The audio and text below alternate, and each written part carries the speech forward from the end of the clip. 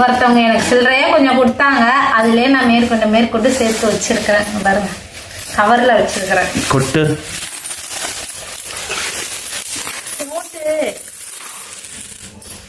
வெறும் 10 ரூபாய் காயின், 5 ரூபாய் காயின், 1 ரூபாய் காயின், 2 ரூபாய் காயின் எல்லாம்.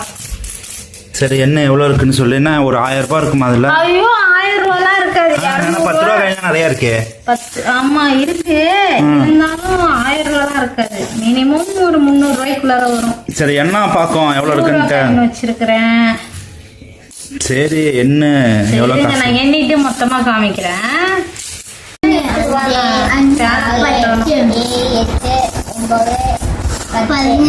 எல்லாம் மாஞ்சி என்றாங்க, நிறைய காசு இருக்குமோ?